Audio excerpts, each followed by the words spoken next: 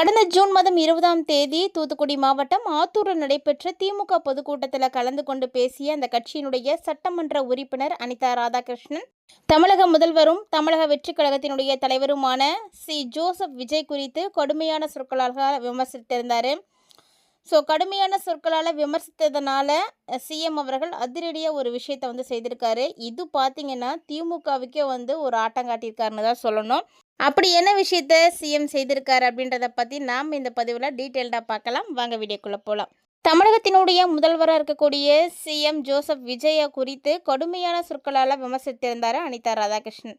என்ன சொல்லியிருந்தாருன்னா, சினிமாவில் இருந்து விஜய் இப்போ அரசியலுக்கு வந்திருக்காரு. அதை கிண்டல் செய்த மாதிரி ஒரு சில விஷயங்களை பேசியிருந்தார். சட்டமன்றத்தில் முதல்வர் அமர்ந்திருக்கக்கூடிய விதம், அவருடைய முக பாவனைகளை எல்லாத்தையுமே ஒருமையில் விமர்சிச்சிருக்காரு. தவறான இரட்டை அர்த்தம் கொண்ட பழமொழிகளையும் பயன்படுத்தி பேசியிருக்காரு. இது அரசியல் வட்டாரத்தில் மிகப்பெரிய சர்ச்சைகளையும் பரபரப்புகளையும் கிளப்பியிருக்குன்னே சொல்லணும். அதுக்காகவே விஜய் அவர்கள் அதிரடியான ஒரு முடிவு எடுத்திருந்தார். அந்த விஷயம் பார்த்திங்கன்னா அது யாருக்கு அப்படின்றது கண்டிப்பாக எல்லாருக்கும் புரியும். இனி எந்த தவறும் இது மாதிரி நடக்கக்கூடாது, யாரும் யாரையும் விமர்சனம் செய்யக்கூடாது அப்படின்றதுக்காகவே இந்த ஒரு விஷயத்தை அவர் செய்திருக்காரு. பொதுவாக பார்த்திங்கன்னா சட்டமன்றம் அப்படின்னும் போது நம்ம இதுக்கு முன்னாடி திமுக அதிமுக கட்சிகளை பார்த்துருப்போம். திமுகவில் பார்த்திங்கன்னா கலைஞர், அதிமுக அப்படின்னா அம்மா ஜெயலலிதா அம்மா முதலமைச்சராக ஆகிறதுக்கும் ஒரு சில விஷயங்கள் நடந்தது. அதுதான் முதல் காரணமும் கூட. ஏன்னா சட்டமன்றத்தில் எம்எல்ஏவாக இருந்த ஜெயலலிதா அம்மாவை ஒரு பொண்ணு அப்படின்னு கூட பார்க்காம அவங்களுடைய சேலையெல்லாம் பிடிச்சி உருவினாங்க. அப்போ அவங்க சட்டமன்றத்தை விட்டு வெளியே வந்தாங்க. இனி இந்த சட்டமன்றத்துக்குள்ளே நான் முதலமைச்சராகி தான் உள்ளே வருவேன் அப்படின்ற ஒரு வைராக்கியத்தோடு வெளியே வந்தாங்க. அதே மாதிரி கடுமையாக போட்டியிட்டாங்க. நிறைய சதி வேலைகள்லாம் பண்ணியிருந்தாங்க. எல்லாத்தையும் முறியடித்து எதுக்கும் பயப்படாமல் துணிச்சலாக போராடினாங்க. அதனுடைய வெற்றியாக அவங்களுக்கு முதல்வர் பதவி கிடைத்தது. தமிழ்நாட்டினுடைய முதலமைச்சராக ஆனதுக்கப்புறம் எல்லா ஆண்களுமே எழுந்து நின்று அவங்களுக்கு வணக்கம் வச்சாங்க.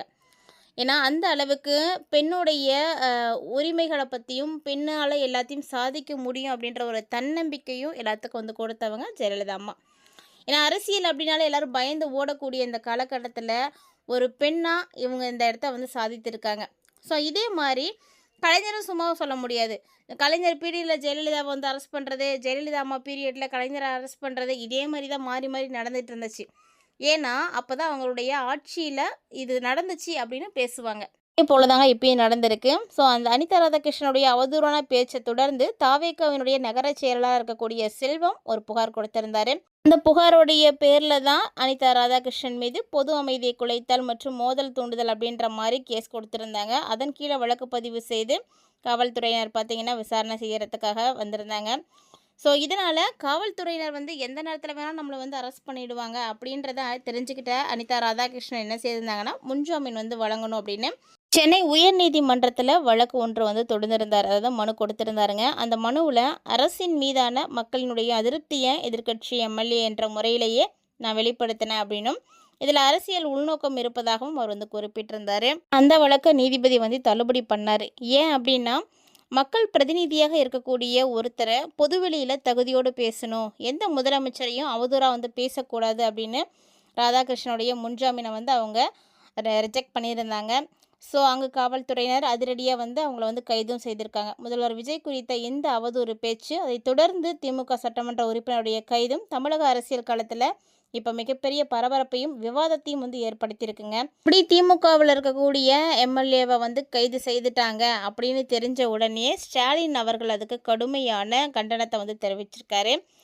இது தொடர்பாக அவர் வெளியிட்டிருக்கக்கூடிய அறிக்கையில் முதலமைச்சரை அவதூறாக பேசினார் அப்படின்னு முன்னாள் அமைச்சர் அனிதா ராதாகிருஷ்ணன் அவர்களை கைது செய்திருக்காங்க. டேக் டைவர்ஷன் அரசு தொகுதியில் ஆய்வு மேற்கொண்டு மக்கள் பணியில் ஈடுபட்டு இருந்தவரை அவசரமாக கைது செய்ய வேண்டிய அவசியம் என்ன?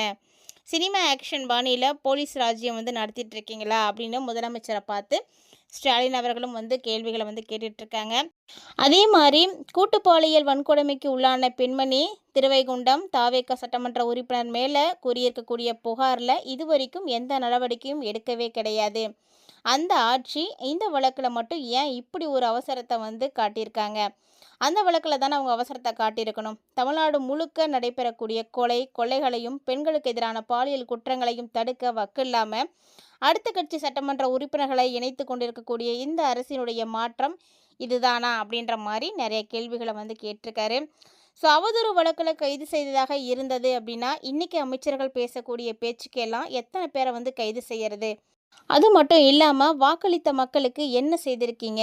அவங்களுக்கு எந்த நன்மையும் செய்யாமல் குதிரை பேரத்தின் மூலமாக உங்களுடைய நாற்காலியை தக்க வச்சுக்கிட்டு விமர்சிக்கக்கூடிய எதிர்க்கட்சிகளை எல்லாம் வந்து கடத்திடலாம், அரெஸ்ட் பண்ணிடலாம், கைது செய்தே காலத்தை வந்து ஓட்டிடலாம் அப்படின்னு நீங்கள் நினச்சிட்டு இருக்கக்கூடிய முதலமைச்சராக தான் இருக்க போகிறீங்களா? இப்படிப்பட்ட ஆணவத்தோடு இருக்கக்கூடாது. அந்த ஆணவம் அழிவுக்கு வந்து வழிவகுக்கும் அப்படின்னு ஸ்டாலின் வந்து வலியுறுத்தியிருக்காருங்க. ஸோ சிஎம் செய்த விஷயத்த ஸ்டாலின் அவர்கள் வந்து எச்சரித்திருக்காரு. அதே போல் சிஎம் அவர்கள் என்ன குறிப்பிட்டிருக்காரு அப்படின்னா, இது எல்லாருக்கும் பொருந்தும் அப்படின்ற மாதிரியும் குறிப்பிட்டிருக்காரு. ஏன்னா யாரெல்லாம் வந்து அவதூறாக பேசுகிறாங்களோ, அடுத்து வேறு யாரெல்லாம் இந்த மாதிரி பேசினாலும் அவங்களையும் வந்து கைது செய்வோம் அப்படின்ற மாதிரி வந்து அவர் வந்து சொல்லியிருக்காரு. ஸோ அடுத்த டார்கெட் வந்து ஸ்டாலினுக்கும் இது வந்து பொருந்தும் அப்படின்றத வந்து அவர் வந்து மறைமுகமாக தான் குறிப்பிட்டிருக்காரு. என்ன நடக்க போகுது அப்படின்றத நம்ம பொறுத்திருந்து தான் பார்க்கணும். ஏன்னா ஆட்சி கட்சி அப்படின்னு வரும்பொழுது எதிர்க்கட்சிகளுக்குள்ளே நடக்கக்கூடிய இந்த உட்கட்சி போர், மோதல்கள் இது எல்லாத்தையும் நம்ம பார்த்து தான் ஆகணும். இது வரைக்கும் விஜய் அவர்கள் வந்ததுக்கு அப்புறமா இந்த மாதிரி எதுவும் நடக்கலை. இப்போது மேலும் மேலும் அதை பற்றியே வந்து பேசிகிட்டு இருக்காங்க. அப்படிங்கும்போது அது எல்லாருக்குமே நிரடலாக இருக்குது. ஸோ கண்டிப்பாக இந்த மாதிரியான அவதூறுகளான பேச்சு, மட்டம் தட்டி பேசுகிறது, கிண்டல் பண்ணுறது, இழிவுபடுத்துறது, அசிங்கமாக பேசுகிறது இதையெல்லாம் யாரும் செய்யக்கூடாது அப்படின்றதுக்காகவே இந்த நடவடிக்கையானது எடுக்கப்பட்டிருக்கு அப்படின்றது விஜயோடைய ஆக்ஷன் மூலமாக நல்லா தெரியுது. ஸோ இவங்களை தாண்டி இன்னும் மற்றவங்க எல்லாருமே வந்து கரெக்டாக இருக்கணும், இது மாதிரி எதுவும் நடக்கக்கூடாது, இல்லைன்னா நமக்கும் இந்த தண்டனை கிடச்சிடும் அப்படின்ற ஒரு பயத்தையும் ஏற்படுத்தியிருக்குன்னு தான் சொல்லணும். தாவேகா வந்து செயல்படக்கூடிய முறைகள் வந்து நிறைய விஷயங்களில் வந்து மாற்றங்களை வந்து கொடுத்துட்ருக்காங்க, நிறைய நன்மைகளை வந்து கொடுத்துட்ருக்காங்க. இருந்தாலும் எதிர்க்கட்சி அப்படிங்கும்போது இப்போ சிஎம்மாக இருக்கக்கூடிய விஜய் அவர்கள் எதிர்க்கட்சியில் இருக்கக்கூடிய ஸ்டாலினையோ அல்லது உதயநிதி ஸ்டாலினையோ இவங்களை யாரையும் வந்து கைது செய்யறது அப்படின்றதுல இந்த இடத்துல வந்து தப்பு கிடையாது. ஸோ தப்பு என்ன யார் பண்ணுறாங்களோ அவங்க எல்லாருக்குமே தண்டனை கிடைக்கும் அப்படின்றதுக்கு ஒரு முன்னுதாரணமாக தான் இந்த விஷயம் நடந்திருக்கு. ஸோ இதை பார்த்த அமைச்சர்கள் பலரும் பார்த்திங்கன்னா இனி இந்த மாதிரி செய்யறதுக்கு தயங்கணும், பயப்படணும் அப்படிங்கிறதுக்காக தான் இந்த விஷயம் வந்து நடந்திருக்கு. ஸோ அனிதா ராதாகிருஷ்ணன் செய்த விஷயங்களும் தவறு தான் அப்படின்னு நீங்கள் யாரெல்லாம் வந்து அக்செப்ட் பண்ணிக்கிறீங்க அப்படின்னு மறக்காமல் கமெண்ட் பண்ணுங்கள். அது மட்டும் இல்லாமல் இந்த மாதிரி அரசியல் அப்டேட்ஸ் எல்லாத்தையுமே நீங்கள் உடனுக்குடன் பார்த்து தெரிஞ்சுக்கணும் அப்படின்னு ஆசைப்பட்டீங்கன்னா அப்போ மறக்காமல் நம்ம சேனலை சப்ஸ்கிரைப் பண்ணிட்டு ஃபாலோ பண்ணிக்கோங்க.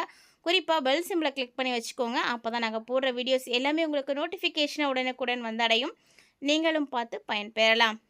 இது மாதிரி இன்னும் நிறைய அப்டேட்ஸோட மற்றும் ஒரு தலைப்பில் சந்திக்கலாம்.